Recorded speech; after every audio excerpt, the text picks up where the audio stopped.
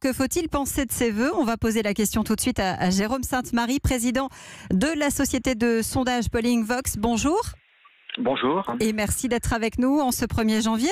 Dites-moi, il vous a surpris Emmanuel Macron hier soir? Il y avait deux possibilités. Soit effectivement, il apparaissait très tempéré et il essayait d'apaiser les choses et d'annoncer une forme de pause ou de tournant. Soit au contraire, et c'est ce qu'il a fait, il maintenait le cap, ce qui suppose, dans l'état d'impopularité où il se trouve, une forme de radicalisation. Et effectivement, j'ai été surpris quand même par la vivacité du ton et par le fait que ça ressemblait beaucoup moins à des vœux qu'à un programme de campagne. Oui, on est davantage dans une remobilisation.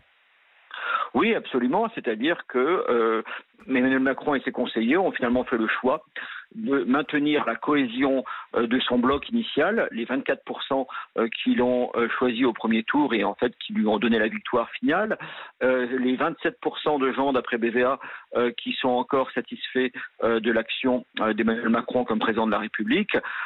C'est un groupe minoritaire, mais c'est un groupe assez cohérent, assez élitaire socialement également. Un groupe qui est exactement l'antithèse des Gilets jaunes, eh bien, il considère qu'avec ce soutien d'un quart des Français, plus, et c'est fondamental, la puissance de l'État, et également ses institutions répressives, eh bien, il peut diriger le pays et il peut continuer à réformer à un rythme toujours plus soutenu. Alors justement, est-ce que ça peut marcher? Vous parlez des réformes, il y en a qui arrivent, on le disait, assurance chômage, retraite aussi. Est-ce que dans le contexte actuel, il va pouvoir tenir le cap? Il y a des conditions à cela, et Emmanuel Macron les a énoncées très clairement. C'est une forme de répression, en tout cas de pouvoir de l'État et de ses institutions policières et judiciaires maintenues. Et on sait qu'il y a eu quand même près de 5000 arrestations pendant le mouvement des Gilets jaunes, c'est considérable. Il a bien clairement annoncé que ça allait continuer et que toute forme de débordement serait punie avec une extrême sévérité. Il a parlé également du contrôle de l'information via son long développement sur les fake news, qui n'est rien d'autre quand même que d'annoncer que l'information sera contrôlée. Et donc c'est une forme, je ne dirais pas de radicalisation parce que le mot est trop connoté, mais c'est quand même un durcissement du pouvoir auquel on est en train d'assister et ça peut annoncer des conflits sociaux assez durs désormais. Oui, donc on est peut-être dans le début de ce qu'on pourrait appeler un véritable dialogue de sourds, en tout cas avec une partie de la France.